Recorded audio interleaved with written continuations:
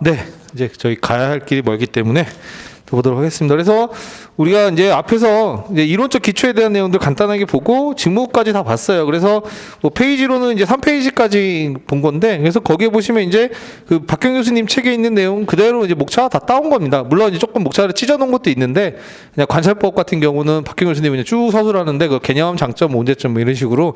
근데 책에 보면 다 그렇게 되어 있어요.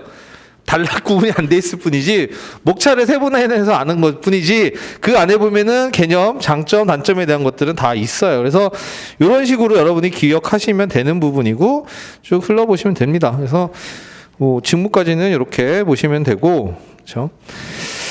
그 다음에 우리가 봐야 될 게 이제 확보죠. 그렇죠? 그래서 이제 우리가 항상 보자. HRM에서 직무와 사람에 대한 관리다.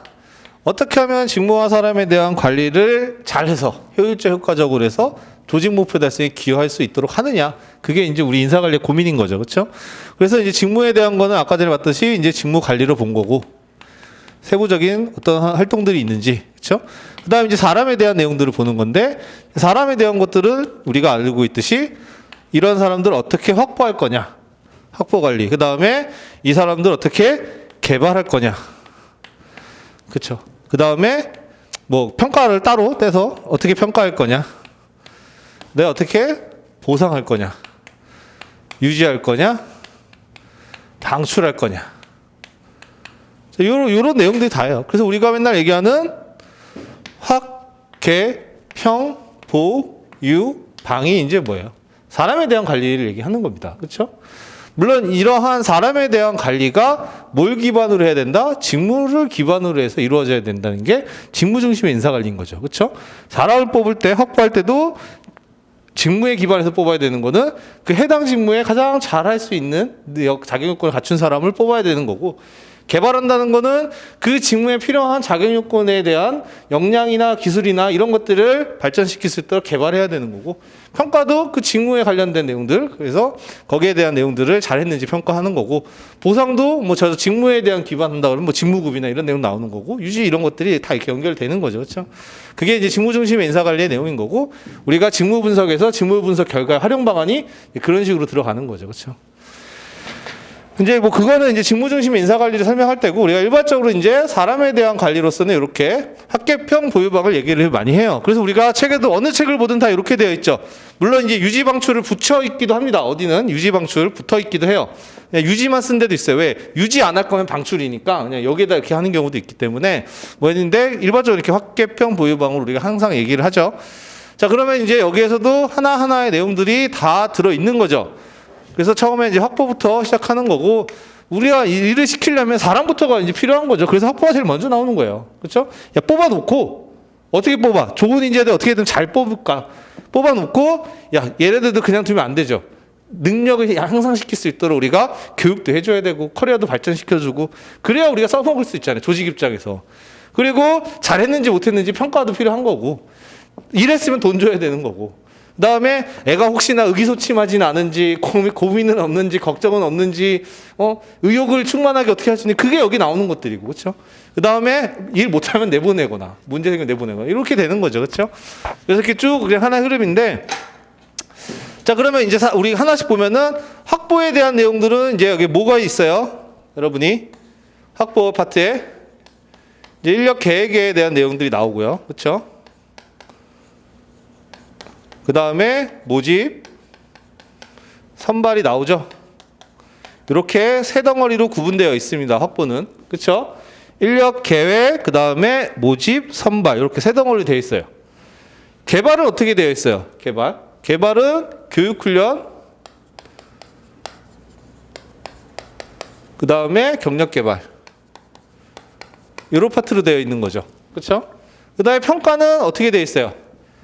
평가는 막막하죠. 그렇죠? 근데 제가 말씀드렸듯이 평가 프레임워크로 한다 그러면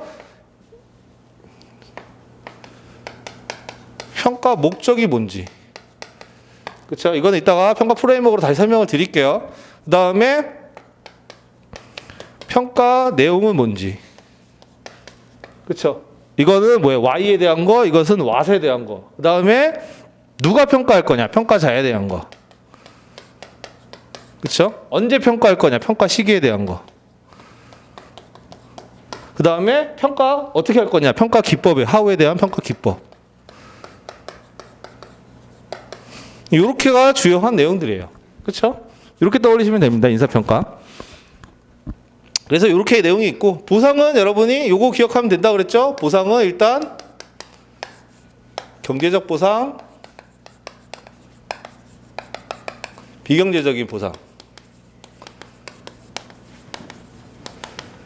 경제적 보상에 뭐예요? 직접적 보상, 간접적 보상. 직접적 보상에서는 나오는 게 이렇게 할까요? 임금, 복리후생. 그렇죠? 그 다음에 우리가 이제 뭐 비경제적인 보상은 무수히 많은 게 있지만 우리가 주로 다루는 게 뭐 직무 관련 보상,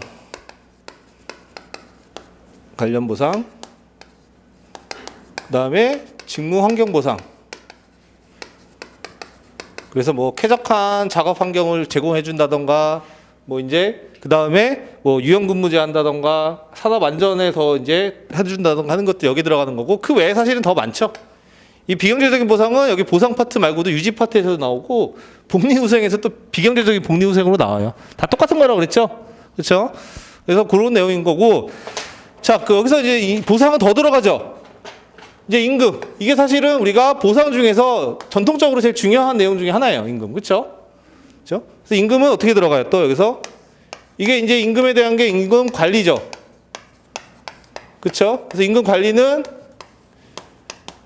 임금 수준에 대한 관리, 그 다음에 임금 체계에 대한 관리, 그 다음에 임금 형태에 대한 관리로 구분이 되죠. 그렇죠? 수준 관리는 뭐 더 내려가면 이제 임금 수준의 결정 요인에 대한 거, 뭐 상한선, 하한선에 대한 내용도 나오고, 그 다음에 임금 수준의 전략적인 선택 대안으로서 뭐 선도 전략할 거냐, 뭐 이런 내용들이 나오는 거고, 체계 관리는 이제 임금 배분의 기준으로서 뭘 기준으로 할 거냐, 직무냐, 사람에 대한 가치 중에 뭐 직능이냐, 연봉이냐, 이제 뭐 이런 내용들이 나오는 거고, 형태는 성과급 얘기가 나오는 거죠. 이런 식으로 떨어지면서 우리가 뭐라 연결돼? 얘가 또 결국 수준 관리는 공정성과 어떻게 연계되는 내용들이 나오죠. 그래서 임금의 공정성과 매칭이 되죠. 물론 이제 뭐 이게 여기 먼저 나올 수도 있겠지만 이렇게 내용들이 나옵니다. 그래서 이런 덩어리들이 이제 중요한 내용인 거죠. 그렇죠? 그래서 이제 보상은 여기가 기본적인 흐름인 거고 유지는 이제 여러분이 잘 아시겠지만 뭘 유지하느냐를 여러분이 기억하는 게 중요하다 그랬죠. 유지 파트 그러면 막연해요. 뭘 유지하는 거지? 유지. 그렇죠? 보상 평가 이런 거는 여러분이 단어만 들어도 직관적으로 알아요. 근데 유지라 그러면 이거 뭘 유지하냐? 목적어가 빠졌잖아요. 그렇죠? 뭐 인력을 유지하는 거. 그러면 사람을 두는 건데 그냥 그게 말이 안 되잖아요. 그렇죠? 그래서 뭐예요? 종업원의 성과 창출 의지 및 능력을 유지하는 활동이 유지관리되잖아요. 그렇죠? 일을 하는 데 있어 종업원의 성과 창출 의지, 다른 말로 하면 뭐야? 동기부여, 모티베이션 그런 것들이 충만하게 만들어줘야 어떻게 돼요? 이 유역에 차서 열심히 일할 거잖아요. 그렇죠? 그렇죠? 동기부여가 안 되면 뭐 아무리 돈을 준다 해도 이 사람이 열심히 못 하잖아요. 그렇죠? 그래서 이제 여기에 대한 그 다음에 능력. 일할 수 있는 능력이 있어야 되는데 우리가 어떤 뭐 지식이나 기술이나 이런 것들은 뭐예요? 앞에서 개발 파트에서 다루는 내용들이란 말이에요. 그렇죠? 여기서는 주로 이제 신체적인 능력 그런 부분들을 어떻게 잘 컨디션이나 이런 것들 유지시켜 줄 건지 그런 내용이라고 그랬죠. 그래서 뭐예요? 이러한 성과 창출 의지와 관련된 부분이니까 그러면 사람들은 언제 모티베이션 되느냐? 종업원들 언제 모티베이션이 되느냐? 그래서 모티베이션에 대한 이론, 그렇죠? 그 다음에 모티베이션 이런 것들 시킬 수 있는 프로그램, 그게 여기 나오는 거죠. 그렇죠? 왜냐하면 성과 창출 의지라는 게 모티베이션, 우리나라 말로 동기부여잖아요. 그러면 우리 종업원들은 어쩔 때 사람들 어떨 때 동기부여가 되는지 그런 이론들을 알아야 될 필요가 있는 거죠. 그래야 그런 걸 맞춰서 요런 제도 요런 거 좀 당근으로 제시해 볼까? 요렇게 해야 할 수 있는 거고 그런 거에 근거해서 어떠한 그 모티베이션 프로그램들 그러니까 즉 직원들 동기부여를 위해서 어떠한 것들을 활용할 수 있는 건가라고 했을 때 이거 박경 교수님 책을 이제 뭐 경제적인 보상, 비경제적인 보상, 인간관계 제도를 세 가지로 설명을 하죠. 그렇죠? 그런 내용들이 나오는 거고 그다음에 이제 하나 더 있는 게 뭐예요? 그래서 하나 더 있는 게 노사관계라고 그랬잖아요. 쉽게 말하면 그런 거죠. 여러분이 회사 다닐 때 노화사 맨날 싸우고 서로 신뢰하지 못하고 불신과 막 이러면 어때요? 여러분이 그 회사 가서 열심히 일할 마음이 들어요? 안 들죠. 회사 못 믿어. 그래서 내가 어쩔 수 없이 다니는 거지 다른 데 막 이직할 수 있으면 난 떠날 거야. 이 회사 뭐 맨날 말 바꾸고 돈 올려준다고 해서 안 올려주고 뭐 그리고 아니면 노조가 있는데 맨날 파업하고 뭐 이제 이러한 복잡한 관계에 있으면 당연히 이런 의지도 안 생겨요. 그렇죠? 그래서 그런 차원에서 노사관계가 여기 들어와 있는 것라고 보시면 돼요. 그렇죠? 물론 얘는 사실은 노사관계론이라고 해서 고용관계론은 별도로 파트로 나눠지긴 하는데 우리 인사관리에 이제 들어오다 보니까 뭐 이렇게 들어왔어요. 사실 얘는 이제 이번 올해 시험 나온 거 봤을 때는 별도로 여기다 빼야 될 것 같아요. 방출 다음에 별도로 노사관계론 이렇게 해서. 그래서 어쨌든 이렇게 들어와 있어요. 그렇죠? 그 다음에 이 능력을 유지하는 거와 관련된 건 뭐예요? 산업안전. 그렇죠? 산업안전. 다치지 않게. 왜냐하면 일하다가 다치면 못 써먹는다 그래. 이제 일을 못 시키는 거잖아요. 그렇죠? 그러니까 산업안전에 대한 게 여기 능력과 관련돼서 언급이 되는 거죠. 특히. 그렇죠? 이렇게 답니다. 그렇죠? 이렇게. 그래서 이런 내용들이 구성이 되어 있고 방출은 뭐 명확하죠. 방출은 여기는 자발적 이직만 관련된 거 보시면 되는데 얘는 출제가 최근에 됐다. 아주 제대로 출제가 됐기 때문에 사실은 방출에서 제일 중요한 게 자발적 이직인데 당분간은 나오기 좀 어렵다. 그래서 항상 그래서 한 2년간 강의 안 했어요. 자발적 이직은 나올 가능성이 없기 때문에 그렇죠? 거의 그냥 간단하게 보는 내용 정도만 했고 자발적 이직. 근데 이제 올해부터는 조금 이제 봐야겠죠. 이제 좀 시간이 조금 지났어요. 그렇죠? 물론 아직까지 유효하긴 하지만 혹시 몰라서 지금부터 올해부터는 조금 보긴 해야 되는데 아주 깊게 볼 필요까지는 없습니다. 그래서 자발적 이직이 제일 중요하고 요거 말고 더 중요한 것 중에 하나가 이제 인원 감축 전략에 대한 내용들 우리가 교과서에 나온 것들 요거는 좀 잘 알아둘 필요가 있다. 요게 오히려 더 유의미하다 그랬죠? 요게 최근에 트렌드에 맞춰서는. 왜냐하면 기계화 뭐 이런 것들 도입되면서 인력이 이제 과잉되는 현상이 더 벌어져요. 왜? 기계가 도입되고 프로그램이 새로운 게 요즘 너무 발전이 돼서 들어오면 예전에 10사람 하던 거를 이제 뭐 2사람이면 돼요. 그러면 어떻게 해야 돼요? 남는 인원들 어떻게 할 거냐? 그게 이제 인원 감축 전략이랑 맞닿아 있기 때문에 이게 이제 좀 중요합니다. 그렇죠? 그래서 뭐 내용은 이제 크게 보면 이런 내용들이 쭉 다예요. 그렇죠? 그래서 여기서 이제 더 세부적으로 들어가면 이제 개별적인 뭐 또 내용들이 나오는 거죠. 그렇죠? 어쨌든 이런 흐름으로 갑니다. 그렇죠? 그래서 보시면 되고 자, 그래서 확보 인력 계획 모집 선발에 대한 것도 좀 짚어보면 자, 인력 계획은 확보에서도 중요한 내용이에요. 왜? 우리가 모집 선발이라는 이런 실행 단계 활동을 하지만 이런 실행 단계가 그냥 이루어지는 게 아니라 그랬죠. 어느 조직이든 인력 계획을 수립해요. 그렇죠? 그거 없이는 안 합니다. 그러니까는 그렇게 안 하는 회사들은 이제 그런 거죠. 이제 뭐 체계가 없는 회사인 거죠. 다 왜냐하면 인력이라는 거는 제일 중요한 자원이기도 하지만 잘못 보유하면 이게 나중에 인건비 부담이나 이런 것들이 생기기 때문에 기업에 굉장히 어려움을 가져다 줘요. 그래서 미국 같은 경우 해고가 자유로운 데는 뭐예요? 요즘 뭐 트위터 몇 명 해고했니? 뭐 페이스북 몇 명 이렇게 나오잖아요. 사실 기업들이 어려우면 인력 감축이 제일 손쉬운 이제 그 방법이긴 하죠. 근데 이제 우리나라 같은 경우는 어때요? 어렵죠. 우리나라는 더 어렵단 말이에요. 그래서 더 사람을 안 뽑는 것도 있지만 어쨌든 기업에서의 이런 모집 선발이 이루어지는 이런 과정들은 다 인력 계획이라는 것들, 플랜 과정에서 인력 계획이 수립이 된단 말이죠.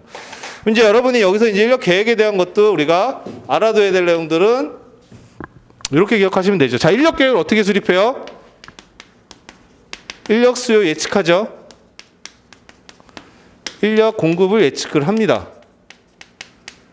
왜? 우리가 인력 계획을 수립하려면 향후에 10년간 몇 명이 필요할지, 그 다음에 몇 명이나 뽑을 수 있을지 이런 것들을 예측을 해야 되잖아요. 그렇죠? 그래서 뭐 사람들이 지금 뭐 정년 퇴임자가 앞으로 몇 명이 있고 이직률 계산해 보면 우리가 지금 인원을 평소에 뽑던 대로 뭐 50명씩 매년 뽑으면 오히려 5년 뒤에는 뭐 부족할 거다.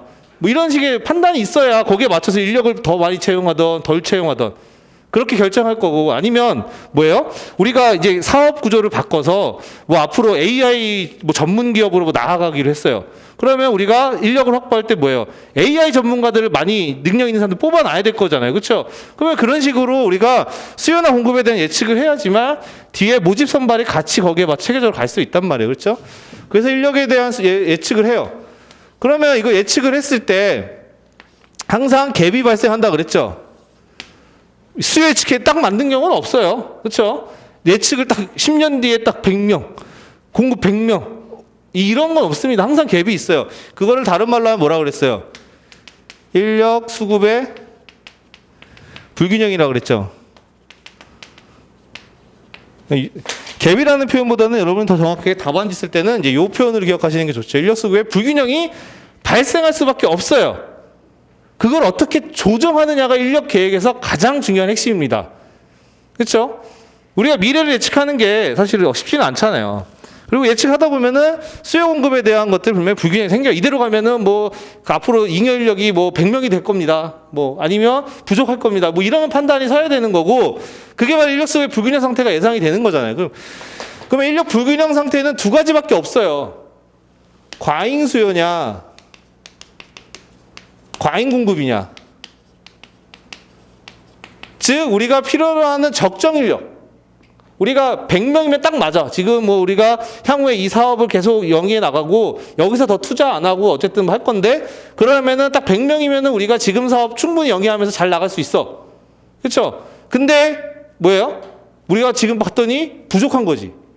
우리 지금 80명밖에 보유를 못 하고 있네. 100명이면 지금 돼야 되는데. 그럼 뭐예요? 어떻게든 그걸 채워 넣어야 되겠죠. 왜? 이제 여기서부터가 중요한 거예요, 여러분. 항상 말씀드리지만, 멤버 강조하지만, 자, 이 인력 수급 상태가 이렇게 과잉 수요냐 과잉 공급이냐 두 개가 있는데, 그러면 이제 불균형 상태잖아. 그러면 얘가 기업에 어떠한 영향을 주느냐 하고 어떠한 문제를 가져오느냐를 여러분이 먼저 생각해야 돼요. 그러니까 여러분이 이게 대응 방안을 얘기할 때 항상 뭐 책에 보면 대응 방안 나왔잖아요. 근데 문제가 뭐냐면 책의 대응 방안, 그 대응 방안 외우기만 바빠요. 문제는 뭐냐면 무슨 문제가 있고 원인이 있으니까 거기에 따른 대응 방안이 나오는 거잖아요. 그렇죠? 근데 그게 어떠한 영향이 있는지 어떠한 문제가 있는지에 대한 건 잊어버려요. 그러니까는 답안을 쓸 때 어떻게 쓰냐면 그냥 대응 방안만 써. 그러니까 되게 단편적인 거죠. 이러한 상태가 기업에 어떤 영향을 주니까 이러한 영향을 최소화하기 위해서, 뭐 이러한 부정적인 영향을 없애기 위해서, 혹은 긍정적인 영향을 극대화하기 위해서 이러한 대응 방안 마련이 필요하다. 이게 기본적인 논리 구조인 거예요. 그렇죠? 그러니까 여러분이 항상 인사관리에서 논리 구조라는 거는 그거예요. 무슨 내 이슈가 나오면 그게 기업에 어떤 영향을 주느냐. 거기서부터 시작하면 돼요. 뭐 어떤 특징이 나오면 이게 기업에 적용됐을 때 어떤 영향이 있느냐. 그럼 이런 영향들이 있을 거니까 이러한 영향 중에 기업의 부정적인 뭐 생산성을 저하시킨다던가 종업원 동기부여를 떨어뜨린다던가 이러한 문제가 나오면 그거에 대한 대응 방안으로서 뭐 이러한 제도를 활용해보고 이러한 제도를 도입해보고 이런 논리 구조로 가야 되는 거예요. 그렇죠? 그다음에 뭐 긍정적인 부분이 있으면 이런 긍정적인 부분을 적극적으로 활용하기 위해서 뭐 어떤 제도를 또 활용해보고 뭐 이런 식의 내용들을 기본적으로 구성을 해야 돼요. 그러면은 과잉 수요일 때 기업의 문제, 즉 우리가 필요로 하는 인력이 100명인데 지금 부족한 상태야. 공장을 지금 100명으로 막 딱 돌려야 지금 주문 들어온 거 맞추고 팔 수가 있는데 지금 80명밖에 없어서 공장을 못 돌리고 있어요. 100%. 그러면 뭐예요? 나중에 우리가 100명이 만들어서 팔 수 있는 기회를 날린 거잖아요. 그렇죠? 그러니까 그거를 다른 말로 하면 시장 기회 상실이라고 그러잖아요. 즉 뭐예요? 물 들어올 때 노 줘야 되는데 노를 못 젓는 상황인 거죠. 사람이 없어가지고. 그러면 뭐예요? 시장 기회 잃어버리는 거죠. 돈 벌 수 있는 기회를 날린다는 거예요. 그렇죠? 그러면 안 되겠죠. 기업은 돈 벌어야 되는 건데. 그렇죠? 그래서 과잉 수요일 때 가장 문제가 기업은 시장 기회를 상실할 수 있다는 거예요. 반면에 과잉 공급은 어때요? 우리 필요로 한 인력이 적정 인력이 100명인데 계산해 봤더니 130명을 보유하게 되네. 그러니까는 필요로 한 인력보다 지금 공장 충분히 100% 돌리면서도 우리가 사업 잘하면은 100명이면 돼. 근데 봤더니 130명이네. 그럼 뭐예요? 100명보다 초과해서 30명을 더 데리고 있는 거잖아요. 그러면 그 30명은 뭐예요? 잉여 인력인 거죠. 우리 회사 입장에서 본다 그러면. 필요 없는 인력인 거죠. 그렇죠? 얘네는 없는 게 오히려 더 도움이 되죠. 왜? 30명을 데리고 있음으로써 우리 회사에 손해가 있는 거죠. 어떤 손해? 인건비 부담이 가중이 되는 거죠. 왜? 불필요하게 안 써도 될 돈 쓰는 거니까. 계속 그 30명 못 보고 내고 데리고 있으면 정년 퇴임까지 계속 데리고 있으면 뭐예요? 안 써둘 때 인건비 계속 나가면서 재정적인 부담이 되는 거죠. 뭐 거기에 플러스 또 있을까요? 잉여 인력들이니까 쉽게 말하면 100명이면 충분히 돌아가는데 30명이면 시킬 일이 없는 거예요. 야, 그러면 너 뭐 딴 거 해라. 뭐 이것 좀 해라. 뭐 중요하지 않은 일 시키고 뭐 그러면 그런 사람들은 조직에서 이제 소외 느끼고 뭐 이러면서 뭐야? 조직 침체가 이루어질 수 있어요. 뭐 그런 문제들이 있죠. 예. 근데 제일 중요한 거는 이제 인건비 부담 측면에서 여러분 보시면 됩니다. 자, 어쨌든 과잉 수요냐 과잉 공급이냐에 따라서 기업에는 이러한 문제점이 발생을 해요. 그러니까 뭐예요? 대응 방안 해야죠. 안 그러면 시장계 날리는데. 그럼 어떻게 해야 되느냐? 거기에 따른 대응 방안이 이제 교과서에 이제 친절하게 막 나오는 거죠. 그래서 뭐 공장을 더 돌리기 위해서 초과 근로를 시킨다던가 아니면 임시직을 고용해서 부족한 인원 채워서 공장을 돌린다던가 아니면 뭐 파견직 받아서 공장을 돌린다던가 그런 내용들이 이제 여기 나오는 거죠. 그렇죠? 그 다음에 과잉 공급일 때 우리가 어떤 대응 방안이 필요하냐? 이제 박경 교수님의 이제 책에 있는 내용으로 본다 그러면 이거를 한마디로 뭐라고 얘기를 해요? 인원 감축 전략이다. 그렇게 얘기를 하죠. 이제 방출 파트에 보면은 이제 인원 감축 전략이라고 따로 얘기를 하는데 여러분은 따로 보시면 안 돼요. 그러니까 그게 박경 교수님 책 보시는 분들은 인원 감축 전략이 방출 파트에서 나와요. 근데 이거는 여기서 보는 것보다 같이 묶어서 보셔야 돼요. 그렇죠? 그래서 같이 여기서 다 한 번에 해결하시는 거 해결하시는 게 맞습니다. 그렇죠? 그래서 인원 감축하다. 왜? 이런 잉여 인력들을 더 데리고 있으면 어떻게 된다는 거예요? 재정적인 부담, 인건비 부담 때문에 경쟁력을 잃을 수도 있고 조직이 침체되기 때문에 직원들 전체가 사기가 저하되고 어쨌든 또 생산성이 저하되고 그러한 문제가 있기 때문에 인원을 감축하는 전략을 수립해서 체계적으로 인원을 줄여 나가야 된다라고 해서 뭐 우리가 뭐 해고, 뭐 명예퇴직제도, 뭐 명퇴 같은 것들, 그다음에 임금의 동결이나 삭감, 뭐 초과 근로 시간 단축, 뭐 등등등 여러 가지가 나오죠, 그렇죠? 그게 이제 여기에 나오는 내용들이다, 그렇죠? 그래서 여러분이 요거 각각 대응 방안 기억을 다 하시되 그 전에 이제 요 고리 이러한 영향이 있다, 이런 것들을 답안에 꼭 녹여서 써줘야 돼요, 그렇죠? 그냥 과잉 수요일 때 대응 방안 바로 넘어가시는 거는 좋은 답안이 아니에요, 그렇죠? 논리적으로도 그렇죠. 예를 들어서 대부분 문제 과잉 수요일 때 뭐 대응 방안에 대해서 쓰시오 뭐 이러면은 과잉 수요 대응 방안은 바로 여기로 들어가요. 다 바로 여기로 들어간단 말이야. 근데 이거 사실 뭐 몇 줄 안 되는 이거 앞에다 써주냐 안 써주냐가 답안에 대한 인상을 굉장히 다르게 합니다. 이러한 문제가 발생을 한다. 그러니까 기업들은 이러한 문제를 해결하기 위해서 이러한 대응 방안 마련이 필요하다. 그래서 구체적으로 이러한 대응 방안에는 뭐뭐가 있다. 뭐뭐가 있다. 이렇게 얘기가 나와야 되는 거예요. 항상 그런 식으로 하고 사고를 자꾸 하세요. 기업에 어떤 영향, 어떤 문제가 발생을 하고 그 부분이 어떻게 영향을 주냐. 자꾸 이런 부분들을 여러분이 고민해 주시는 게 필요합니다. 그렇죠? 자, 요 내용들이 이제 우리가 중요한 내용인데 이 중에서 좀 중요한 것들을 말씀을 드리면 뭐예요? 자, 여기서부터 시작을 하면 수요와 공급 중에는 뭐가 더 중요하다? 수요가 훨씬 더 중요하다 그랬죠. 그렇죠? 그래서 책에도 보면은 이제 수요 예측, 공급 예측에 대한 책의 내용이 나오는데 뭐가 나와요? 그러면 야, 수요 예측 어떻게 할 거야? 야, 수요 예측 어떻게 할 거야? 기법, 방법론. 수요 예측 방법에는 뭐 이런 수리적인 방법을 써서 예측하는 게 있고, 그렇죠? 뭐 통계적인 방법이 있고, 뭐 이런 것들이 여기 나오는 거예요, 그렇죠? 그렇죠? 그 책 내용 보시면 그래서 보면 뭐예요? 수요 예측에서 나와서 기법들 막 나오잖아요, 그렇죠? 그래서 뭐 자기요건 분석 기법 나오고, 그 다음에 뭐 통계적 기법으로서 회계 방정식 뭐 이런 거 나오잖아요, 회계 분석 이런 것들. 그래서 그 내용이 다예요, 그렇죠? 그리고 공급 예측 나오는데 수요와 공급 중에서는 수요가 훨씬 중요합니다. 그러니까 책에도 공급 내용은 사실 별게 없어요. 물론 이제 공급 중에서는 여러분이 이게 인력을 공급받는 경우는 이제 기업이 두 군데밖에 없어요. 내부에서 공급받느냐, 외부에서 공급받느냐. 그렇죠? 공급의 원천. 다른 말로 하면 뭐예요? 모집의 원천. 그러니까 제 인력을 어디서 모집하느냐, 혹은 어디서 공급받느냐. 기업은 내부 아니면 외부죠. 우리 안에서 채우든지 아니면 밖에서 새로운 사람 불러오든지 둘 중에 하나예요. 그렇죠? 그러면 공급 예측도 내부에 대한 공급 예측, 외부에 대한 공급 예측을 하는데 외부에 대한 예측을 뭐 기업이 할 수 있겠어요? 외부 상황이 어떻게 될지? 뭐 어떤 기업이 지금 뭐 미국이 금리 이렇게 올려가지고 이 난리가 될지 누가 알았어요? 얼마 전까지만 해도 유동성 완전 뭐 해가지고 난리도 아닌데, 그렇죠? 이건 의미가 없어요. 이거는 중요한 건 기업에서 내부적으로 컨트롤 가능한 내부 공급에 대한 예측인데, 여기에 대한 거는 그냥 착 하나 정도 단문이죠. 단문. 뭐 마코프 체인. 이 정도가 이건 딱 뭐예요? 얘는 단문. 얘는. 근데 사실 마코프 체인도 단문으로 나오기에는 뭐 그렇게 양이나 내용이 적절하지는 않은데, 근데 모르죠. 뭐 또 우리 이사관리가 또 이제 어떻게 뒤통수를 칠지 모르니까 내면은, 그렇죠. 근데 이제 그 중요한 거는 뭐냐면, 이걸 연계해서 본다 그러면 올해 뭐가 나왔어요? 모집원천 나왔죠. 내부.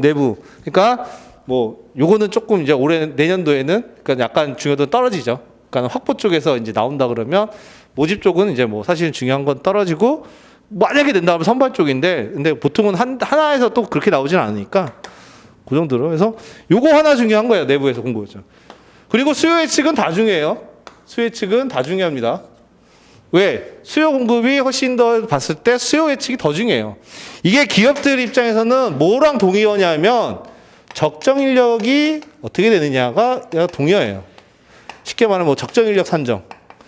이거랑 동의어예요, 사실. 기업은 적정 인력에 대한 관심이 아주 높습니다. 왜?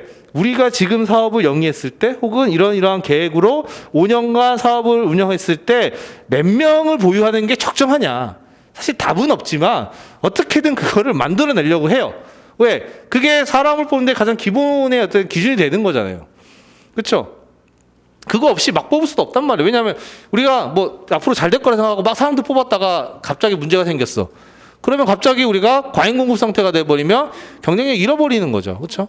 그렇다고 정리해고하면 그거 자체로 또 문제고. 뭐 그러니까 기업은 이런 적정 인력에 대한 관심이 엄청 높아요. 그게 결국은 인력 수요 예측과 연관이 됩니다. 우리가 보유하는 인력에서 얼마나 인력을 보유하는 게 적정하냐. 그게 이제 수요 예측에 관련된 건데, 그렇기 때문에 요 공급과 수요 중에서는 인력 수요 예측이 제일 중요하고 더 중요하고, 공급 예측 중에서는 내부 공급에 대한 것 중에서 마코프 체인 정도만 여러분이 빼먹지 않고 그냥 요거 정도만 체크해 두시면 됩니다. 그렇죠? 혹시나 모를 브리타라고 볼 수도 있죠. 이거 나오면. 그렇죠? 근데 얘만 가지고 25점짜리 쓰기가 쉽지는 않아요. 내용상. 그렇죠? 그럼 뭐 전이행렬 여러분 그릴 거예요. 그거 기억해서 그거 못해요. 그렇죠? 그러면 여러분 어디서부터 시작해야 돼? 이런 거 문제 나왔어. 대충 내 개념 뭐 이런 것들은 기억이 나요. 그것만 쓰면 25점짜리인데 몇 장 안 나와요. 그러면 우리 뭐 여기서부터 시작하는 거지. 인력 계획부터. 그렇죠? 위에서부터 시작을 해서, 그래서 쭉 타고 들어가면서 공급 예측 중에 내부 공급에 대한 예측이 야코브 체인이다. 그런 내용들 하고 거기 뒤에다 덧붙이는 거죠. 이러한 인력 수요와 공급을 예측했을 때 공급 예측이 잘못된 경우 뭐 이러한 과잉 공급 상태가 발생하고 뭐 이런 내용들을 더 붙여주는 거예요, 여러분이. 무슨 의미인지 아시겠죠? 네. 그러니까 그렇게. 그러니까는 여러분이 나중에도 이제 뭐 말씀드리지만 브리타 나온다고 해서 제가 항상 제가 예전에도 그랬는데 당황하실 필요가 없어요. 왜냐하면 브리타 나오면 다 못 써요. 다 못 써. 그러니까 그거는 변별력이 없다고 생각하시면 돼요. 그냥 나는 날리지 않도록 최대한 내용을 채워서 어쨌든, 근데 그렇다고 엉뚱한 내용 쓰면 안 되죠. 그러니까 여러분이 브리타 나오면은 이제 거기 태도에서 갈리는 거예요. 브리타 나오면 이제 대부분 이제 한숨을 막 쉬죠. 사람들이 막 하늘을 한숨 쉬고 막 이제 이러는데, 이제 그러면은 여러분 그냥 속으로 이거 브리타, 이건 어차피 변별력 없다. 그렇죠? 그거에 당황해서 이거 브리타 어떻게 써야 될지 막 고민하다 보면은 일문 이문 잘 쓸 수 있는 건데 그거 날려요. 이번에 저희 학원에서 합격하신 분도 그 3문 같은 경우 브리타예요. 똑같이 했죠. 근데 1문, 2문은 사실은 누구나 다 어느 정도 공부한 거고 쓸 수 있는 건데, 만약에 3문이 너무 이제 이거 매몰되면은 1, 2문 잘 쓸 수 있는 거 못 쓴단 말이에요. 그러면 점수가 떨어지는 거죠. 그러니까 어차피 브리타는 변별력이 없습니다. 그러니까 물론 내가 어떤 이런 걸 공부해서 딱 봤는데 그 사람은 이제 운이 좋은 거고, 그 사람은 뭐 얼마나 되겠어요, 그 사람이. 우리 합격생 중에서. 그쵸? 그때 그 사람이 그것만 잘 보면 뭐예요? 다른 시험 못 보면 떨어지는 건데. 그렇죠? 여러분은 브리타 나오더라도 인사관리에서는 당황하지 마세요. 어떻게든 여러분이 써낼 수 있어요. 왜? 전 이해가 되어 있다 그러면 뭐가 나오든 여러분이 엮어서 쓸 수 있습니다. 그러니까는 제가 예전에도 직장 내 괴롭힘 문제 나왔을 때도 당황했죠. 근데 그거 어디서 볼 수 있냐? 유지 파트 내용으로 끌고 들어오면 된다 그랬잖아요. 유지 파트 내용이에요. 그래서 인력 유지에 대한 내용들 끌어 들어가면서 인간관계 제도에 관련된 것들 언급하면은 충분히 쓸 수 있어요. 그렇죠? 이것도 마찬가지고. 그러니까 여러분이 전체적인 그림을 보고 있으면 이렇게 작은 데서 나오더라도 얘만 보는 게 아니라 좀 더 크게 보면서 내용을 더 붙일 수가 있는 거죠. 그렇죠? 그런 식으로 여러분이 접근하시면 됩니다. 어쨌든 이게 이제 인력 계획이죠. 예, 그렇죠? 그래서 인력 계획에서 이게 답니다. 그래서 우리 책에서 보시면 아니 책이래 우리 그 목차 보시면 4페이지 보시면 이제 그 내용들 거기 나와요. 그렇죠? 그래서 뭐 인력 계획에 대한 내용들 나오면서 인력 수요 예측 뭐 거기 내용들 나오죠. 그래서 박경 교수님은 이제 인력 수요 예측을 뭐 질적, 양적으로 구분해서 설명을 하고 계십니다. 이거는 뭐 이제 좀 복잡한 내용인데 어쨌든 뭐 인력 수요를 양적, 질적, 양적은 인원수, 질적은 직무에 대한 뭐 자격 요건 이런 측면에서 예측을 하는 거죠. 그렇죠? 그래서 이러한 이제 인력 수요 예측이 나오고 그 다음에 뭐가 나와요? 공급 예측이 나오는데 내용도 보면 다 뭐예요? 결국 기법들이죠. 어떻게 예측할 거야? 어떻게 예측할 거야? 그런 다음에 이렇게 예측했을 때 뭐예요? 그 밑에 이제 박스, 그 옆에 박스로 되어 있는 게 이게 이제 어떤 상황인 거예요? 전체가 인력 수급의 불균형 상태를 얘기를 하는 거죠. 수요 예측, 공급 예측했는데 뭐예요? 결국은 과잉 공급이냐, 과잉 수요이냐 이러한 인력 수급의 불균형 상태가 발생하고 거기에 대한 대응 방안이 뭐냐? 그 옆에다가 내용은 없지만 뭐 써놔야 돼요? 과잉 수요 시 어떤 문제? 시장 기회 상실, 인력 과잉일 때는 우리가 인건비 부담 이런 문제 이런 것들 같이 기억을 해두셔야 된다는 거죠. 그래서 이제 뭐 여기는 따로 없지만 대응 방안 할 때 이거 책을 이제 내용을 정리하다 보니까 이렇게 된 건데 여러분이 여기다가 뭐 이제 그 바로 대응 방안 쓰기 전에 첫 번째 목차로서 과잉 수요 시 문제점 뭐 이런 것들 언급 한두 줄 해주면 좋죠. 그렇죠? 그래서 인력 수급의 불균형 상태 중 과잉 수요일 때는 기업은 시장 기회를 상실하는 문제가 발생하기 때문에 이에 대한 대응 방안 마련이 필요하다. 두세 줄 딱. 그리고 나서 그 대응 방안 쭉 나오면 되는 거죠. 그 다음에 인력 과잉 공급 시에 대한 게 이게 이제 인력 감축 전략에 대한 내용이에요. 그렇죠? 그렇죠. 그래서 이제 뭐 해고가 있고 대체안으로서 그러니까 이 대체안의 의미는 뭐냐면 요거를 문제를 이제 요 대응 방안을 쭉 나열해 볼 수도 있지만 쭉 대응 방안이 뭐 5개다. 5개를 쭉 나열할 수도 있지만 우리가 요거를 또 이제 구분해 볼 수도 있어요. 사람이 부족하면 뭐예요? 제일 궁극적인 해결책은 뭐예요? 뽑으면 되죠. 그 신규 채용이 가장 궁극적인데 그럼 우리가 100명이 부족하다고 해서 100명 다 뽑아요, 기업이? 그런 기업은 어디도 없어요. 왜? 어떻게 될 줄 알고 100명을 다 뽑아요. 그렇죠? 그러면 최소한을 일단은 늘려서 뽑되 다른 방안은 없는지를 봐야 된다는 거죠. 그래서 대체안이 나온다는 거예요. 그래서 뭐 기존 근로자 초과 근로도 시켜보고 아니면 임시직 고용을 해서 대응도 해보고 뭐 이런 식의 대체안들이 필요한 거죠. 이렇게도 구성해 볼 수 있어요. 그러니까 거기서 신규 채용은 궁극적인 해결 방안이지만 이걸로 모든 걸 커버할 수 없다. 그래서 결국은 대체안 마련이 필요하다. 대체안에는 뭐 초과 근로 있고 하도급 있고 뭐 이런 것들이 얘기 나오는 거죠. 마찬가지 인력 과잉 시도 뭐예요? 궁극적인 건 뭐예요?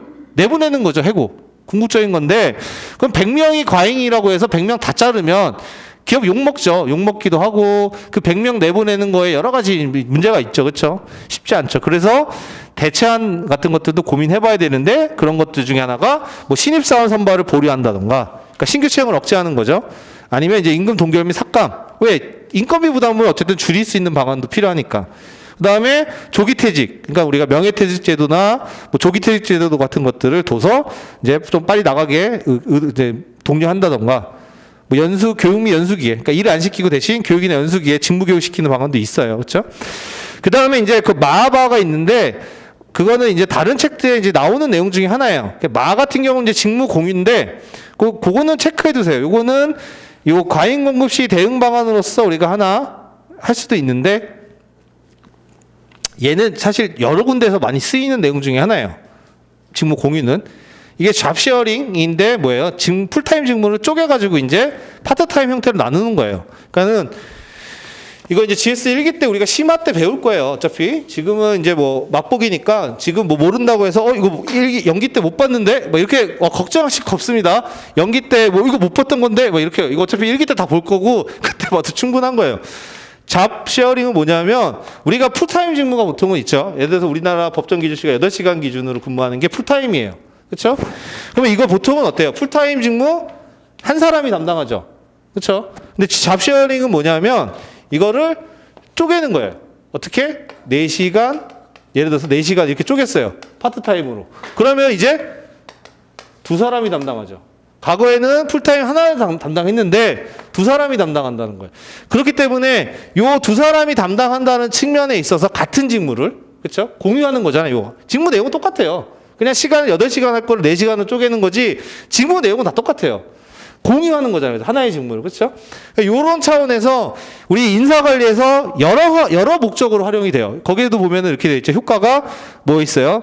마지막에 보시면은 이제 인사관리상 여러 목적의 활용이 가능하다라고 돼 있죠. 그 왜 그러냐면 왜 여기서 그 인력 과잉에 대한 내용으로서 이게 나왔냐면 과거에는 이제 한 사람만 있는데 나누면 여기 이제 한 사람 기존에 했던 얘는 기존에 했던 애야.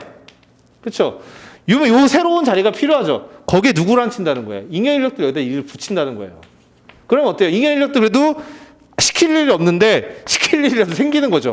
놀게 할 수 없잖아요. 그렇죠? 야, 너 그래도 이렇게 일을 해서 이런 식으로 시키는 거 방식으로 우리가 운영할 수 있다는 거고. 그렇죠? 그게 그래서 이제 여기 직무 공유가 그 인력 과잉 시의 대응 방안으로서 하나 언급되는 거예요. 왜? 자리가 하나 더 생긴 거잖아요. 그렇죠? 그래도 그냥 허드렛 일이 아니라 기존에 있던 직무 하나 좀 번듯한 거 이렇게 공유가 가능한 것들 쪼개놓으면 한 사람이 더 필요하단 말이에요. 이제는. 그러면 여기다가 앉히거나 이런 식으로 할 수 있죠. 그래서 보면은 여기가 이제 한 자리가 생기잖아요. 그래서 이 새로운 자리를 누구를 시키느냐가 이제 인사관리 여러 목적으로 쓸 수 있는 거예요. 어떤 경우냐면 예를 들어서 여성 인력 활용이 필요해. 여성 인력들은 육아도 해야 되고 그러니까 풀타임 근무가 부담스러워. 이렇게 쪼개면 파트타임으로 정규직 직무예요. 이거는 정규직 직무. 여기에다가 채용이 가능하죠. 그렇죠? 여성 인력 활용 방안으로서도 직무 공유가 언급이 돼요. 또 나와요. 그렇죠? 나중에 다 나온다. 그 다음에 또 뭐 있냐면 고령 인력 활용 방안으로서도 또 나와요. 왜? 왜냐하면 이 나이가 드신 분들은 풀타임 힘들단 말이야. 그러니까는 쪼개. 그래서 파트타임 시키고 이 자리에 고령 인력을 앉힐 수도 있고 아니면 기존에 고령 인력이 하던 걸 쪼갰어요. 그러면 이 기존에 하던 사람이 뭐 이제 55세의 사람이야. 그러면 요 남는 자리 누굴 껴요? 신입사원을 넣는 거지. 왜? 같은 직무잖아요. 그러면 같이 수행하면은 이 사람이 그래도 이 직무 오래 하면서 노하우 같은 것들이 있을 거잖아요. 그 신입사원에 전수해 줄 수 있잖아요. 그러니까 고령 인력에서도 이 고령 인력 활용 방안으로서 직무 분할제가 또 나와요. 그러니까 얘는 여기저기 나와요. 그래서 거기에도 보면은 인사관리상 여러 목적의 활용이 가능하다라는 게 바로 그런 의미에서 쓰이는 거고, 이거는 차차 이제 일기 때 또 자세하게 볼 겁니다. 별도로. 어쨌든 직무 공유 같은 것들이 이제 이러한 인력 과잉 시 대응 방안으로서 추가적으로 하나 볼 수 있는 것들이에요. 그렇죠? 그러니까 왜 직무 공유가 언급이 되는지만 기억하시면 됩니다. 그렇죠? 그 다음에 다운사이징은 그냥 제껴도 돼요. 이거는 뭐 사실은 우리 인사관리 내용보다는 경영 체질 개선에 대한 내용인 거고 한때 유행하던 건데 뭐 크게 의미는 없습니다. 결국 다운사이징이 뭐예요? 사이징을 줄이는 거잖아요. 그럼 거기서 이제 그 사이즈를 줄인다는 의미가 그냥 막 무턱대고 줄이는 게 아니라 체계적인 그 감축이에요. 체계적인 감축. 그러니까는 우리가 사업을 여러 가지를 하고 있는데 그 중에 우리가 경쟁력이 없는 것들을 잘 선별해서 팔 건 팔고 뭐 매각할 건 매각하고 핵심 업무가 뭔지를 해서 우리가 그거는 인보부 시키거나 뭐 어떻게 하고 뭐 이런 식으로 체계적으로 하는데 그 과정에서 뭐예요? 사람이 줄여나가죠. 예를 들어서 A 사업 부문이 가망성이 없어. 우리의 시너지가 안 나. 팔고 그러면 그 사람들 다 이제 다른 회사로 가거나 감축되는 거니까 그런 차원이에요. 그래서 그 정도로 여러분이 그냥 한번 보시면 됩니다. 그래서 요거는 여러분이 이렇게 한 틀로 기억해 두세요. 인력 수요부터 해서 공급, 인력 수급의 불균형 상태, 과잉 수요냐, 과잉 공급이냐, 어떤 문제, 그 다음에 대응 방안. 요 흐름이에요, 다. 여러분 이 흐름으로 다 기억하시면 됩니다. 그렇죠? 그렇게 보시면 되고요. 예. 그 다음에 이제 이제 내년도에는 좀 덜 중요한 이제 모집 잠깐 보시면은 모집은 제가 나올 만한 것들은 다 나왔어요. 모집은 사실 근데 뭐 나오긴 나왔지만 얘는 그 우리가 50점짜리에서 써야 될 필요도 있기 때문에 모집 원천이나 이런 내용들은 기억해 두시면 좋아요. 모집 방법이나 이런 것들은. 그래서 모집 원천은 여러분 잘 아시겠지만 내부냐 외부냐. 기업은 두 군데밖에 없습니다. 우리 내부에서 채울 거냐. 그러니까 모집이라는 건 뭐예요? 그러니까 쉽게 말하면 우리 기업 내에서 이 자리가 공석이 됐어요. 비었어, 이제 직무 A 자리가. 그러면 이 자리 어떻게 채울 거야? 내부에서 채울 거냐, 외부에서 채울 거냐? 그러니까 뭐 공급 원천, 모집 원천은 내부냐, 외부냐 두 군데밖에 없습니다. 그렇죠? 그러니까 내부 모집을 중시하느냐, 외부 모집을 중시하느냐, 이제 여기서 이제 장단점이나 차이가 있겠죠. 그렇죠? 그래서 내부 모집, 외부 모집. 올해는 이제 내부 모집 문제가 나왔죠. 내부 모집에 대한 내용이 나오고 이제 그런 부분 나왔는데 어쨌든 그 기본적인 사항이니까 기억해 두시고요. 그다음에 모집 방법 같은 경우는 이제 내부, 외부니까 내부 노동시장을 대상으로 하는 게 있을 거고 외부 노동시장을 대상으로 하는 게 있을 거죠. 내부 노동시장을 대상으로 하는 건 뭐예요? 사내 공모제도 그 전에 이제 기능 목록도 있죠. 왜냐하면 보통은 내부 모집은 어떻게 이루어져요? 예를 들어서 A 자리가 공석이야. 그럼 보통은 회사에서 어떻게 이루어져요? 인사 명령하죠. 왜냐하면 사람들 딱 보고서 이 사람 이제 1억이나 이제 뭐 이런 거 경력이나 주변 평판에서 이 경영진들 결정해서 야, 이 팀장 자리야. 그러면은 제 뭐 이번에 과장 팀장으로 승진시켜. 인사 명령으로 이루어져. 그게 기능 목록 방식이라는 거예요. 쉽게 말하면 뭐예요? 그 사람의 인사 기록 카드들을 쭉 본 다음에 아, 얘가 잘하겠네. 이번에 뭐 결정한다는 거죠, 그게. 그게 기능 목록인데 그거는 뭐예요? 비공개식이에요. 근데 이제 그러다 보니까 아무래도 이제 인사에 대한 이제 뭐 승진이나 이런 것들이 이루어지면 사람들이 수용성이 떨어지거나 뭐 정실 인사 이러는 게 있으니까 그런 것들을 좀 보완하고자 뭐가 나온 거예요? 사내 공모 제도가 나온 거예요. 공개형으로. 그러니까 내부에서도 마치 외부의 사람을 뽑듯이 모집 공고 올리고 면접 보고 막 이런 식으로 하는 거죠. 그렇죠? 그래서 사내 공모 제도고 그래서 뭐 중요한 제도 중에 하나였는데 왜 기업들이 많이 쓰니까 사내 공모 제도는. 근데 요거 올해 나왔다고 보시면 됩니다. 사내 공모 제도를 그래서 단문으로 공부하실 필요는 없어요.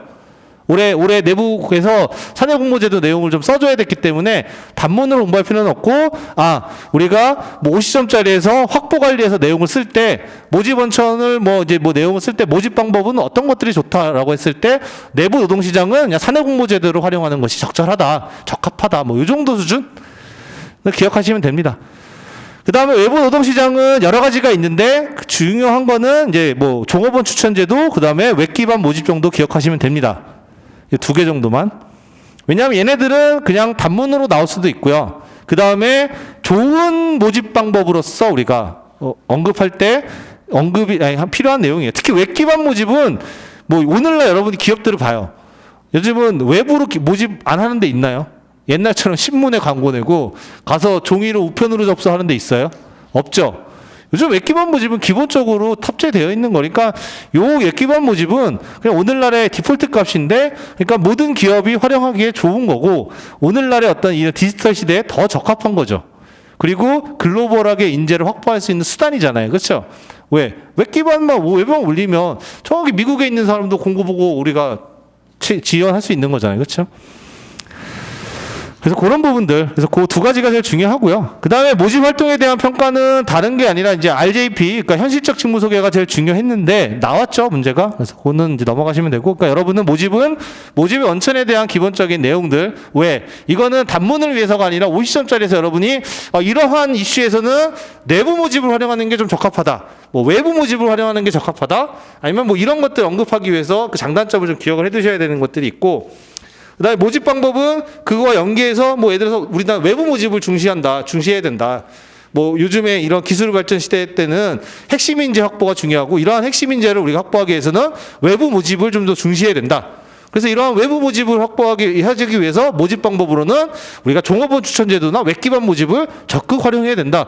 뭐 이런 식의 논리가 되는 거죠. 그렇죠? 그런 차원에서 여러분이 잡아가시면 돼요. 너무 디테일하게 들어갈 필요는 없고 그렇게 흐름 잡으면 됩니다. 그렇죠? 그 다음에 이제 선발은 이제 자주 출제되는 내용 중에 하나인데 여기서 자주 출제되는 거는 뭐가 출제돼요? 보통은 거기 옆에 있는 선발 도구에 대한 평가가 자주 출제되죠. 그러니까 선발 도구에 대한 평가는 중요해요. 이거 최근에 또 경영지도사 시험에서도 나왔어요. 이거. 그래서 우리가 시험에서 나온 게 이제 AI 면접으로 물어봤는데 그 조금 지났죠. 그래서 뭐 또 이제 한번 낼 수도 있으니까 선발 도구에 대한 평가 여러분이 잘 기억해 두시고 그 다음에 이제 선발에서 또 중요한 게 면접이라고 그랬죠. 면접. 그러니까 면접 그 다음에 선발 도구에 대한 평가는 잘 기억을 해 두셔야 됩니다. 나머지 거는 다 부수적인 거예요. 선발 면접, 선발 도구에 대한 평가. 사실 선발 면접을 공부하면 이제 선발 도구에 대한 평가도 같이 볼 수밖에 없죠. 왜? 선발 면접의 가장 큰 문제가 뭐예요? 신뢰도. 왜 저하? 왜? 면접자가 사람이다 보니까 오류나 편견이 작용한다 그랬죠. 그렇죠? 그러니까 거기 같이 연결되기 때문에 선발 도구에 대한 평가, 면접 같이 기억해 두시고 신뢰도가 뭔지, 타당도가 뭔지 여러분이 뭐 지금 이것도 설명하면은 또 엄청 길어지죠. 그렇죠? 자, 그냥 간단하게 얘기해 두시면 선발 도구에 대한 평가는 뭐예요? 그렇죠? 신뢰도는 뭐예요? 측정 결과를 얼마나 믿을 수 있느냐. 그러니까 예를 들어서 그런 거죠. 우리가 자, 이제 쉽게 얘기하면 예를 들어 볼게요. A라는 직무가 있어요. 이 A라는 직무에 적합한 사람을 뽑고자 해서 우리가 자, 뭐 교과서에도 얘기 나오는 거야. 100m 시험 100m 이제 기록을 재요. 자, 100m 그럴 수도 있죠. 이게 무슨 직무인지 아직 말씀을 안 드렸습니다. 뭐 달리기가 빨라야 되는 직무일 수도 있죠. 그렇죠? 그래서 100m 기록을 재. 자, 그럼 100m 기록을 어떻게 정확하게 잴 거냐? 그래서 봤더니 뭐 사람이 세는 건 어때요? 이 사람이 달릴 때 1, 2, 3. 그거 정확해요? 다르죠? 그거는 신뢰성이 있어요? 없어요? 없죠? 그러니까 사람이 개입하면 원래 그래요. 그러다 보면은 이제 뭐 초시계를 우리가 도입을 해. 스탑워치를 딱딱 재면은 어때요? 정확하죠? 아, 이것도 못 믿어. 야, 우리는 더 정확한 원자시계로 하자. 이런 뭐예요? 신뢰도가 더 올라가는 거죠. 정확하게 재는 거니까. 오차 없이. 그날의 환경, 뭐 날씨 이런 거 상관없이 어떠한 경우에든 정확하게 잴 수 있는, 믿을 수 있게. 그게 뭐예요? 신뢰도예요. 그렇죠? 신뢰도. 그게 신뢰도고, 그러면 100m 기록 그렇게 재면 이거는 뭐예요? 신뢰도가 있는 거죠. 초시계를 이용한다던가 이런 것들. 그렇죠? 근데 이제 사람이 개입해서 사람이 된다? 믿을 수 없는, 이게 안 되는 거죠. 그러니까 똑같아요. 면접도 뭐예요? 사람이 보잖아요. 그렇죠? 사람이 평가를 하는 건데 그 사람은 어때요? 항상 불완전한 존재. 자기 기분이나 뭐 자기 어떤 뭐 사고 이런 거에 따라서 결과가 달라질 수 있단 말이에요. 내가 오늘 부인과 싸워서 기분이 안 좋아. 다 마음에 안 들어. 점수가 다 아껴져 버리고 뭐 이런 식의 문제가 발생하니까 면접이 신뢰도의 저하가 문제가 되는 거죠. 자, 그게 이제 신뢰도에 관련된 거고, 자, 봤더니 타당도는 뭐예요? 자, A라는 직무가 격리 직무야. 그러면 격리 직무를 하는 데 있어 100m 기록이 평가 목적에 그러니까 이 목적에 부합해요? 이거랑 상관이 있어요? 100m 기록 잘하면 격리를 잘해요? 아니죠.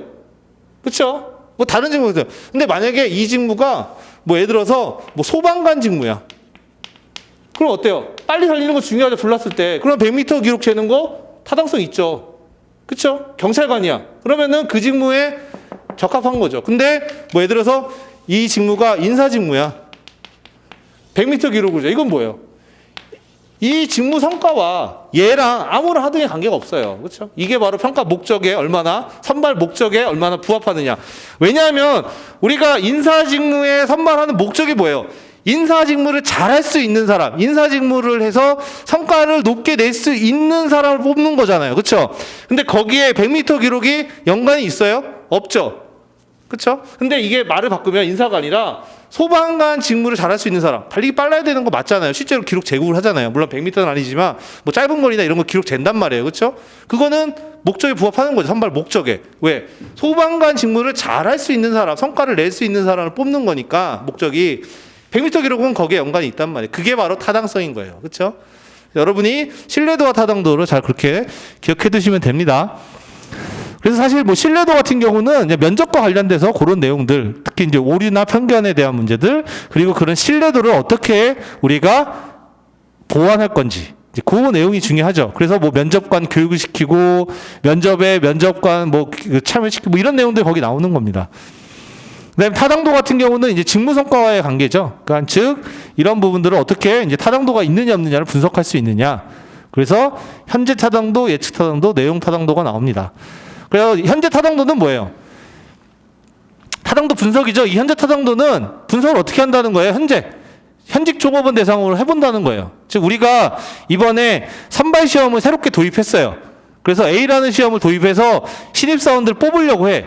근데 이게 과연 이 시험 결과가 높은, 점수가 높은 애들이 직무 성과도 좋을지, 연관관계가 있을지가 궁금하잖아요. 그렇죠? 그게 제일 중요한 거잖아요. 예를 들어서 우리가 뭐 이제 이 100m가 아니라 뭐 인사 직무를 뽑기 위해서 무슨 시험을 도입을 했어요. 그렇죠? 시험을 인사 직무에 이제 적합한 사람, 그러니까 인사 직무에 성과를 낼 수 있는, 좋은 성과를 낼 수 있는 그러한 사람들을 뽑기 위해서 이 사람들이 거기에 시험을 도입을 했어요. 그러면 이 시험의 점수가 높은 애들을 뽑을 거잖아요. 그렇죠? 그랬을 때 실제로 인사직무를 시켰을 때 얘네가 성과도 높더라. 이제 이게 이제 상관관계잖아요. 그렇죠? 그러면 이 시험 점수와 이 성과와 연관이 있느냐, 상관관계가 있느냐를 조사를 해야 되고 분석을 해야 되는 건데 그 분석이 현재 타당도는 뭐예요? 야, 지금 인사 담당자들 부르는 거죠. 불러서 얘네들 시험 보기 해보는 거죠. 그래서 봤더니 성과가 좋은 애들이 점수도 높게 나왔어. 그럼 뭐예요? 아, 이거 타당도가 높구나. 괜찮은 거구나. 이게 나는 거고. 그게 현재 타당도죠. 즉 누굴 대상으로? 현직 종업원을 대상으로 해서 우리가 타당도 상관관계를 조사하는 거예요. 그렇죠? 현재 타당도가 현직 종업원을 대상으로 그 상관관계를 조사하는 거죠. 뭐와? 점수와 시험 점수와 직무 성과 간의 상관관계를. 그래서 봤더니 우리 회사에서 잘하는 애들이 시험 점수 높게 나왔어. 그러면 상관관계가 있는 거고, 봤더니 다들 좀 문제가 있는 애들이 점수가 높게 나오네. 그러면 그거는 잘못된 거죠. 그렇죠? 그렇게. 예측 타당도는 뭐예요? 이거는 그 신입사원들을 대상으로 우리가 마루타 시험하듯이 해보는 거예요. 이번에 도입을 했으니까 자, 이번 기수부터 한번 보고 걔네들이 앞으로 어떻게 되는지 보자. 그래서 이번 기수의 시험을 봐요. 뭐 이번에 기수가 10기야.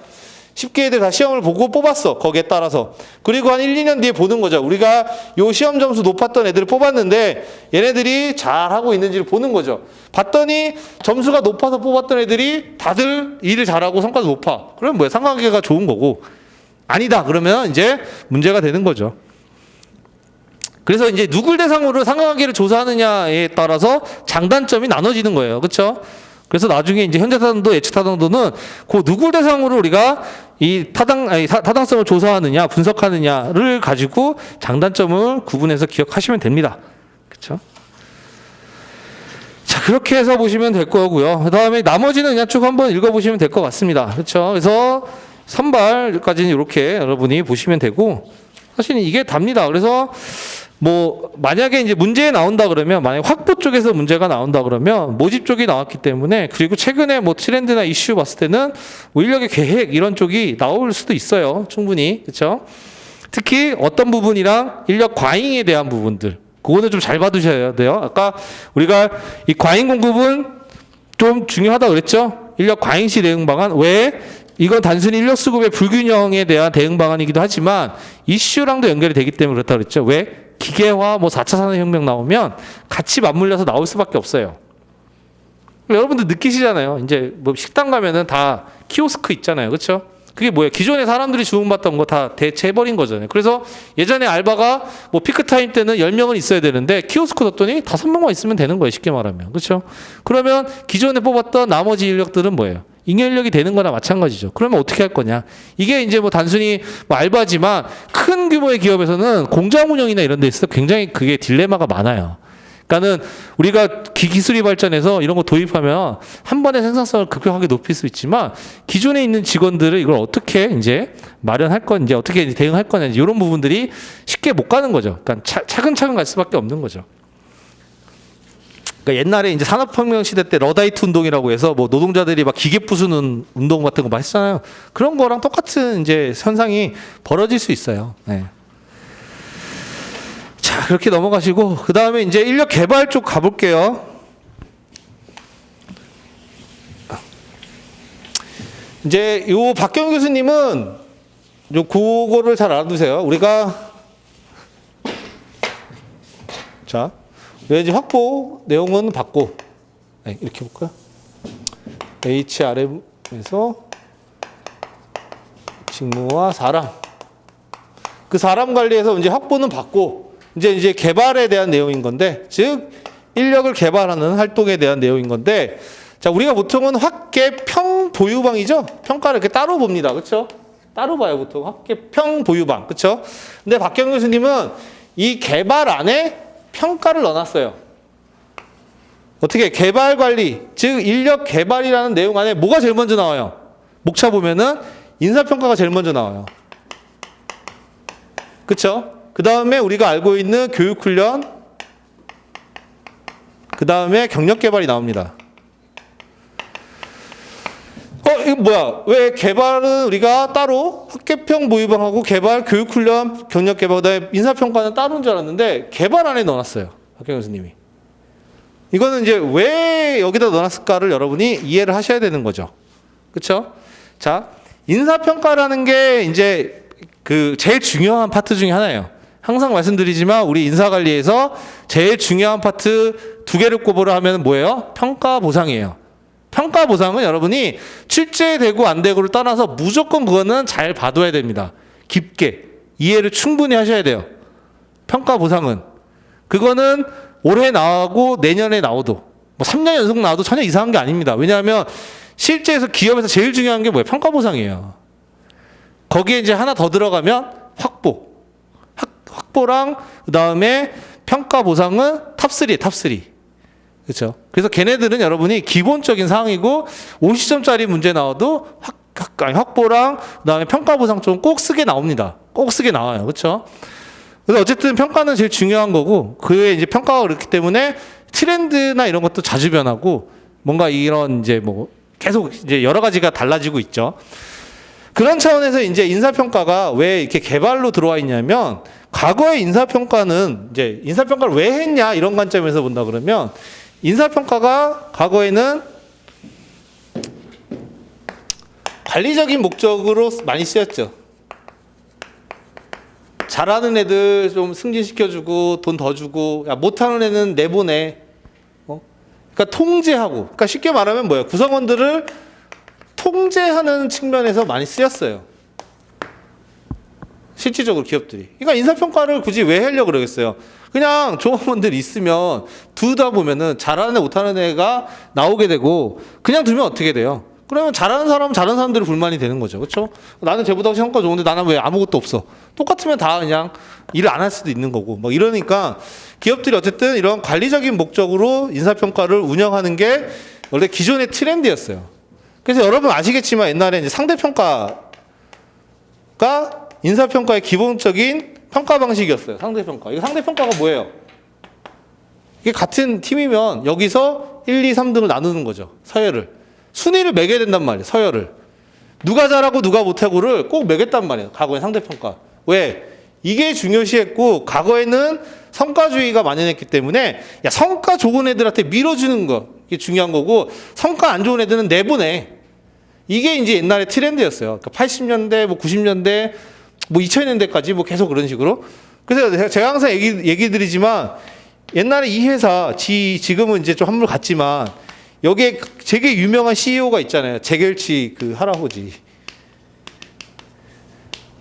이분 책이 옛날에 진짜 어마어마하게 많았어요. 뭐 재결치에 뭐 해가지고 지금도 있죠. 이분이 유명했던 게 뭐예요? 이 당시 지위를 어마어마하게 키웠죠. 그래서 80년대, 90년대는 이 사람의 어떤 경영 방식이나 내용이 거의 바이블 같은 거였어요. 그래서 많은 기업들이 따라갔죠. 이 사람의 가장 대표적인 그 방식 중에 하나가 뭐냐면 10% 평가룰이었어요. 그게 무슨 말이냐면 상대평가에서 하위 10%는 내보내. 이거였어요. 그러니까 되게 성과주의 강조하고 물론 이제 상위 클래스한테는 엄청나게 밀어주죠. 돈도 많이 주고 막 이런 식으로. 그렇죠? 그래서 이런 거였단 말이에요. 상대평가. 굉장히 살벌하죠. 옛날엔 그랬습니다. 옛날에. 우리나라도 IMF 이후에 이런 게 들어온 거죠. 그렇죠? 그래서 우리나라도 막 그 성과주의 들어간다면서 이런 상대평가가 만연해 있었어요. 그게 이제 이런 관리적 목적을 강조하는 거죠. 그렇죠? 근데 이제 시대가 변한 거야. 사람들의 뭐에 가치관도 변한 거고. 이거는 뭐예요? 이거는 내 발전에 있어 내가 1등하고 2등하면 뭐 1등하면 기분 좋죠.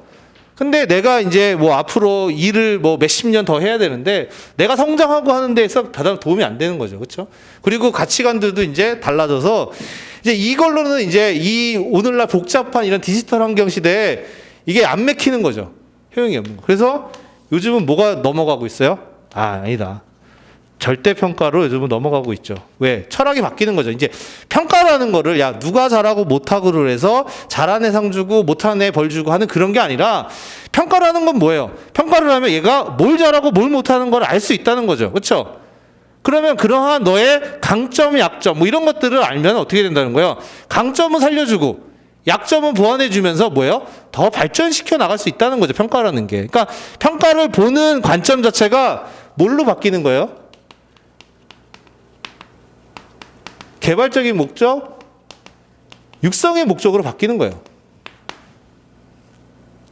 이제 이게 더 이제 물론 이제 지금도 관리적인 목적 차원이 있지만 오늘날에는 이게 더 중요한 거죠. 왜? 요즘에 MZ 세대들 이런 애들 특징도 그렇고 이 복잡한 환경 속에서 이러한 상대평가를 너무 강조하면 무슨 문제가 있는지 여러분 아시겠어요? 상대평가 강조하면 여러분이 같은 팀인데 여기서 1, 2등이 나와.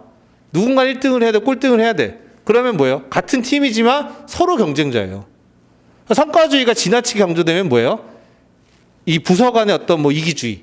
그 다음에 개인 간의 지나친 경쟁으로 해서 협업이 저하되고 협동심이 흐트러지고 뭐 이러한 문제가 발생한다. 그러니까 그게 더 안 좋아진다는 거. 그래서 예전에 이런 시대 때는 동료들끼리 정보 공유 안 하고 뭐 이런 문제도 있는 거예요. 자료 공유 안 하고. 왜? 내가 더 잘해야 되니까. 이런 문제가 발생을 하는 거예요. 실제로 그런 경우 되게 많았어요, 옛날에. 이렇게 되면은 오늘날에 이 복잡한 시대에 서로의 협업이나 팀워크나 이런 것들이 굉장히 중요한데 이 지나친 상대평가는 오히려 마이너스를 가져온다는 거죠. 그렇죠? 그러니까 이런 부분들을 우리가 개선하고 그다음에 우리 종업원들도 이를 통한 성장, 뭐 전문성 확보 이런 데 관심이 많고 그걸 중요시 여기니까 평가라는 것도 이제 시각을 바꿔서 얘를 육성의 목적으로 활용하는 게 더 중요하다는 거예요. 개발의 목적. 왜? 인사평가에서 야 네가 이번에는 이게 부족해. 요렇게 했으면 네가 성과가 더 좋을 것 같으니까 야 너 요렇게 좀 이제 업무할 때 요거 이렇게 시도를 바꿔보고 야 교육 이번에 회사에서 거기에 맞는 교육 훈련 이런 거 있으니까 너 이거 들어봐. 회사에서도 뭐 필요한 직무 교육들을 막 해주는 거죠. 그러면 어때요? 이런 평가 결과를 통해서 그 사람의 뭐예요? 역량을 더 높여가는 거죠. 그러면 어떻게 돼? 역량이 높아지면 이 사람이 더 나은 성과를 낼 가능성이 생기는 거잖아요. 장기적으로 봤을 때. 그렇죠? 그렇게 이제 평가에 대한 트렌드, 철학, 관점이 이렇게 바뀌어요. 요즘. 그래서 우리 여러분도 아시겠지만 다른 강의에서도 절대평가, 상대평가 중요하다고 얘기 많이 하죠. 이거 꼭 시험 문제 이거 조만간 시험 문제 나와요. 이거 뭐 정확히 장담은 못 드리겠지만 언제인지는 모르겠지만 조만간 나옵니다, 이거. 왜냐하면 이거는 지금 평가의 가장 큰 트렌드 변화예요. 상대평가에 절대평가로 넘어가는 거. 그게 단순히 평가 방식이 서열을 매기는 거에서 이렇게 기준을 평가하는 걸 넘어가는 걸 떠나서 이 근저에는 이 평가에 대한 관점 자체가 바뀌는 거죠. 그렇죠? 그래서 뭐 과거에 인사관리에서 뭐 인사평가, 인사고과였다가 그게 이제 뭐 성과관리라는 걸로 넘어왔다가 이제는 뭐예요? 요즘은 성과관리라는 표현도 안 써요. 안 쓰고, 그러니까 예전에는 이제 성과관리라는 표현들을 많이 썼죠. 이거 잠깐 말씀드리면, 왜냐하면 시험 문제가 그래서 딱딱 그렇게 나오는 거예요. 예전에는 이제 인사고과라고 그랬죠. 고과. 그렇죠? 그래서 이런 표현 쓰시면 옛날에 근무하셨던 분이고 그러다 이제 인사평가라는 표현 쓰고 있다가 이게 이제 성과 관리로 이제 넘어왔었어요. 왜? 이 단순히 평가하는 걸 떠나서 이 성과를 종합적으로 조금 전사적인 체계에서 관리를 해야 된다. 어떻게 하면 성과를 높일 수 있느냐? 여기에는 단순히 인사평가를 하는 것뿐만 아니라 교육도 어떻게 시킬 거면 이제 뭐 이런 것들이 같이 맞물려 돌아가요. 그래서 이제 성과 관리라는 표현을 쓰죠, 요즘은. 성과 평가라는 표현, 인사평가 하지 않고. 그렇죠? 그게 이제 뭐예요? 이게 이제 성과 관리가 영어로 하면은 퍼포먼스 매니지먼트예요.